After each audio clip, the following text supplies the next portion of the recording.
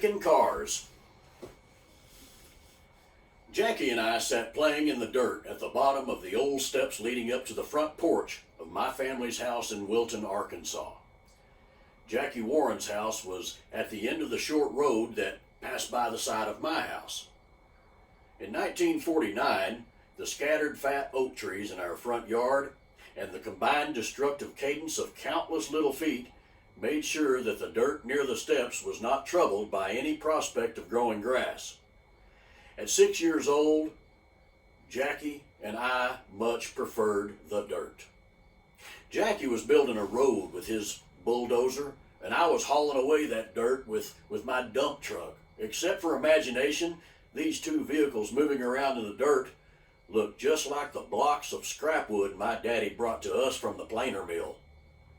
Dad was a foreman at Pagan's lumber mill, and he kept us supplied with block-shaped vehicles of any sort we chose to imagine. Of course, if it rained, all the vehicles became boats. Jackie's bulldozer exhaust sputtered down to an idle. Then it stopped. He looked over his shoulder toward the railroad platform and then at me. An idea was forming in his mind, and its evil intent began to show on the young face in the form of a slightly raised right eyebrow. He rose deliberately and suspiciously to his full height of 3'2". Before I realized what was happening, Jackie was showing me the bottom of his little bare feet, disguised somewhat by the plume of dust now making its way toward the platform. I realized immediately he was trying to get first pick in an early morning game of car picking. Already too far behind to catch him, I scrambled to my feet and tried for the second pick. "The next one's mine," said Jackie. "Okay," I wheezed as I caught up with him at the platform. "But if it's a Cadillac, I get my pick of the next two cars because you cheated." The game was a simple one. All you had to do was like big, shiny cars and having an imagination that you could afford them. The rules of the game were simple, too. You just watched for a car to appear on the highway and claim it as yours. Well, it might have been a little more complicated than that. For instance, once the picking order was established, it was kept until the game was done. The picking order was generally a matter of who was first to the platform or who was the biggest. Jackie and I had lots of older, bigger brothers and sisters. Whoever was first picked would have to say, "Next," or "Mine," before the car of their choice came into view in the official viewing strip. From the platform, the official viewing strip was the piece of the Ashdown highway visible from an old abandoned house on the left towards Wilton, all the way to Kirkland's grocery store on the right towards Ashdown. Because the view was barely 200 feet long, each new vehicle appeared in the strip without warning and just as quickly was gone from view. The morning participants began to gather and jockey for position. The object was being able to attain the most unobstructive view of the strip. For Jackie and me, that was a trick. The platform we had claimed as our own belonged to a railroad. Running alongside of the platform between it and viewing strip was the railroad bed that had stubbly growth of bushes and long grass. The bushes and grass severely limited the view for Jackie and me. I could barely see the tops of the cars without jumping, so when my turn came, I had to be ready or I'd miss seeing the car. Somehow, Leon, Jackie's older brother, got to be first pick. This was a rare thing since Leon seldom made first at anything. I secretly suspicioned that he must have spent the night on the platform just to guarantee this honor. Leon waited patiently for only a short period. He wanted his choice to count for all it was worth, because you only got one pick a round, and a round was the equivalent to a game. He knew if he wasn't careful that he might wind up with a pickup truck or worse, a pulpwood truck. Leon let a pickup truck pass, then a tanker. Unable to hold back any longer, he exploded with "Next!" just before a shiny bumper came into view by Kirkland's. Oh boy, Leon thought to himself, anticipating a big Mercury or at the very least a respectable new Chevy station wagon. As the car came into view, though, Leon was immediately and painfully aware of his ill-timed choice. The shiny bumper was attached to a Henry J.A. dumpy, trumpy, flumpy little toy excuse for a car. Leon was crushed. Any luck at all would give the next picker a better car than this. The next picker was Wayne. Wayne, my older brother, was always lucky. He could beat Leon with one eye closed. When Wayne saw the Henry J, he yelled out, "Mine!"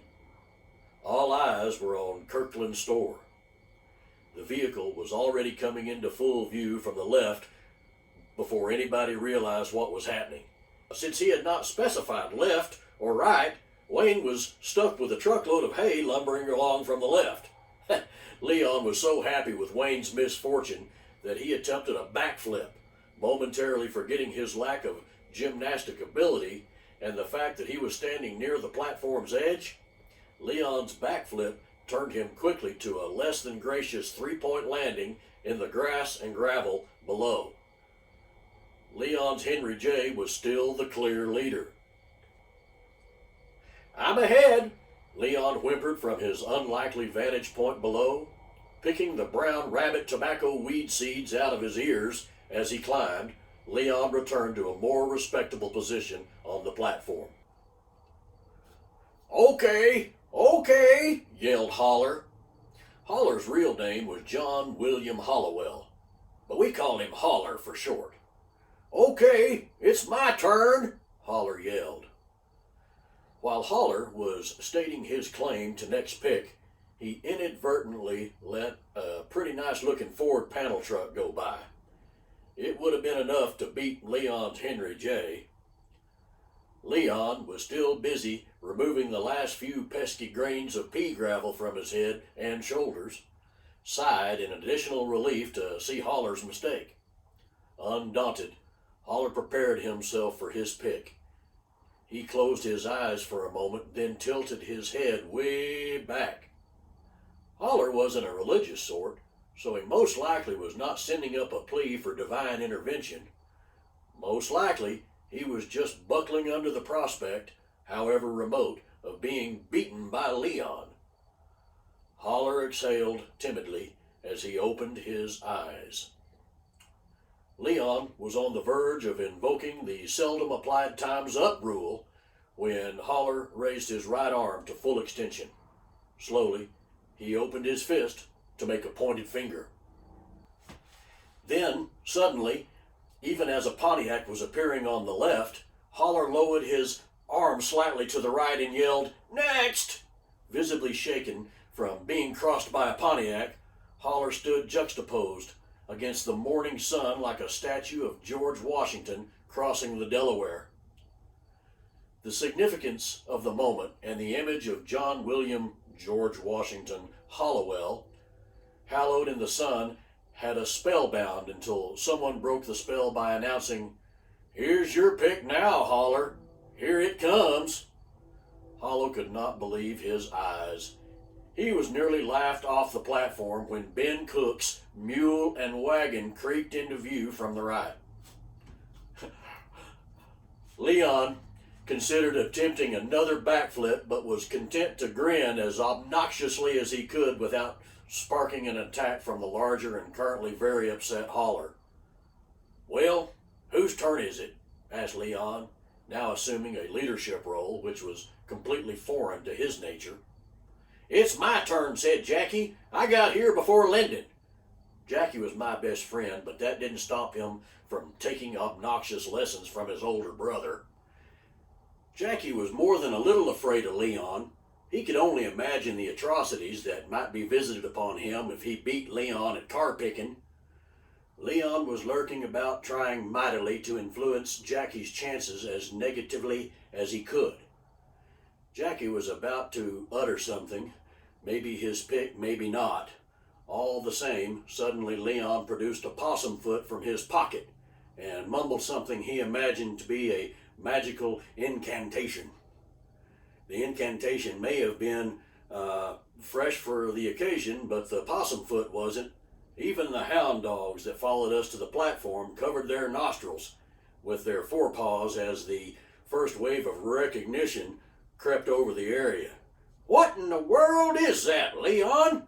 Wayne demanded. Wayne, who was out of the contest, was of course hoping that some sort of community action against Leon might improve his own standing, thereby putting him back in the running. "That's my lucky possum foot," Leon answered. "I don't go anywhere without it since I found it by the dog pen." "Well, if the dogs won't eat it, that ought to tell you something, Leon," Holler joined in. Leon returned his charm to the safety of his pocket. He decided not to share with them the other treasures hidden in there. They would never be able to appreciate the rarity of his collected specimens of brown-only chicken droppings. Jackie's courage was raised a bit by the negative attention his brother was receiving.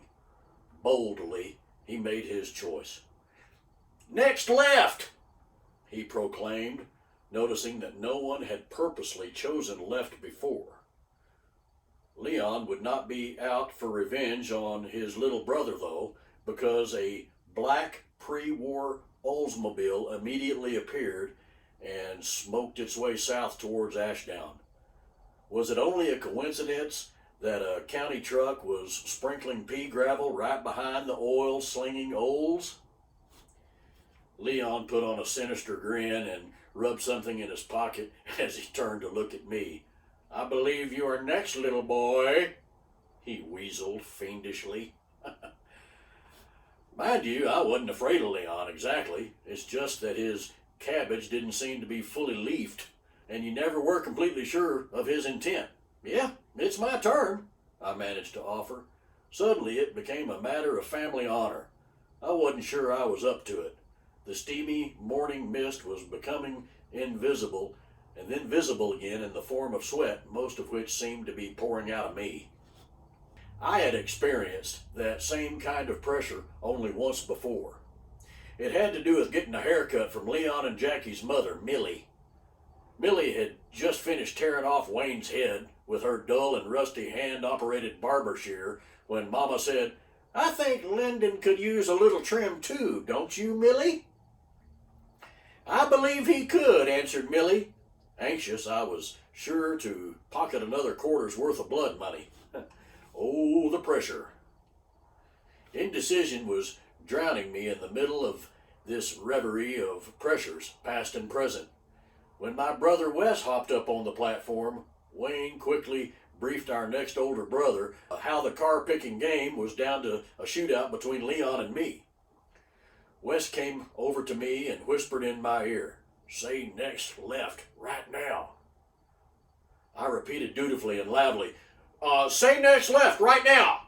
To my great surprise, and to that of everyone else, on the left entered a black and yellow Cadillac.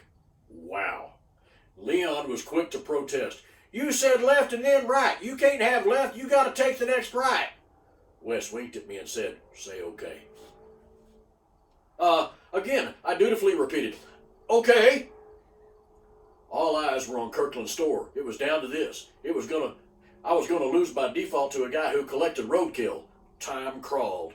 Jackie wore himself out, jumping up and down to see whatever whenever. Holler got weak from the tension in the air and sat down to rest on the platform's edge. Instead of rest, he found new energy from a wayward splinter and leapt back to his original upright position in a single bound. I kept my eye on Wes. I was looking for a sign to tell me it was over. The sign came. It started as a little curl at the corner of Wes's mouth, and then it turned into a full-fledged grin. That was followed by a string of sure-to-get-you-a-whooping cuss word from Leon.